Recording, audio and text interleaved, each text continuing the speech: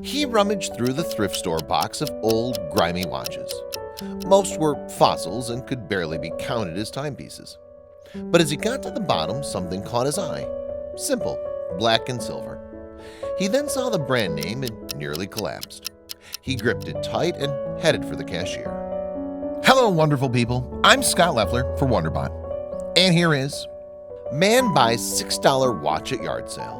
Realizes that it's actually worth a fortune.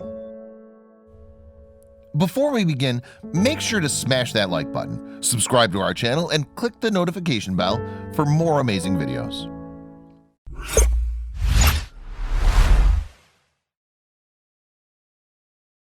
Zach Norris of Phoenix, Arizona hadn't really cared much about watches before. He remembered passing by every accessories counter without a second glance. But when he inherited an Omega Seamaster, it was like a spark going off in his brain. The old luxury timepiece was a coveted collector's item. He felt the itch to know more. After that, he joined online groups and spent whatever free time he could hunting down yard sales or estate auctions. He once found another Seamaster for dirt cheap in a local Goodwill. He knew it was worth more than the $40 tag, but he decided to get it after lunch, which was a big mistake. When he came back, the adrenaline that had seen him through his last couple of hours disappeared. His heart sank when he saw the empty space where the watch had been. The collector's business is very competitive, and the watch had been snatched up.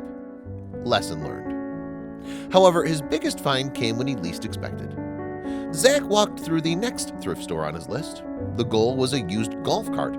It went relatively fast. Either they had one or not. It was another dead end, and he nearly left. But a box of watches caught his eye, and he gave it a gentle shake to see what was inside. The letters LEC caught his eye. Then he saw the rest of the name, Le Culture. It was one of the rare deep-sea alarm versions. Not only were they special, but they were also made in limited edition. To a collector, this was one of the holy grails. The price? $5 measly. But the actual worth? Zach leaped in his car and sped home. He jumped on his computer and immediately went to the message boards. His heart beat faster as offers to buy came in only seconds after he posted. The members were ravenous, and the offers got higher. There was one small problem. He couldn't shake the deep, grinding feeling of inner conflict. On one hand, the money would be life-changing. On the other hand, part of him desperately wanted to keep it. It was one of the first watches that had an alarm for deep-sea divers. Another message popped up. Zach recognized the name, and his mouth hung open. His name was Eric Koo, and he was a famous Rolex dealer. Eric was not only a revered fellow collector, but he was also one of Zach's personal idols within this part of the hobby world. It became a very easy deal to accept, as long as Eric agreed to Zach's unique conditions. Aside from the purchase price, Zach wanted an Omega Speedmaster Professional, valued in the thousands. He also wanted Eric to fly out and deliver it in person so he could meet one of his heroes. It was a done deal, and he flew out to San Francisco. So how much was the watch worth? On top of the gifted watch, Zach received $36,000. The two also became fast friends and decided to spend the day together eating and chatting at a local lobster restaurant. It was one of the best days of Zach's life. There was one more interesting thing about the buyer. He already had another deep-sea alarm. Eric let out a huge breath of awe when he found out. It turns out the DSA that Eric had was actually in such amazing condition that it was nearly too perfect, and as a result, he was nervous wearing it out in public.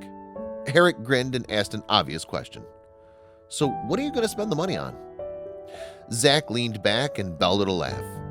Fair. Okay, that was fair. Well, I'm getting married soon. I want to use some to make the day extra special. That's a lot for a wedding. Zach gave a shy grin. Well, there's one more thing. He wanted to buy yet another luxury watch, another investment into his hobby. Each discovery made the itch stronger, and after this, he wasn't going to stop anytime soon. The rest would be small improvements to the quality of life for him and his fiancée. The money couldn't have come at a better time. When he got back from his trip, the message boards were still abuzz with the news. People had inundated him with questions. He typed a few answers out, shut the computer down, and went to make some popcorn with his fiancée for movie night and talk about what to buy for their wedding.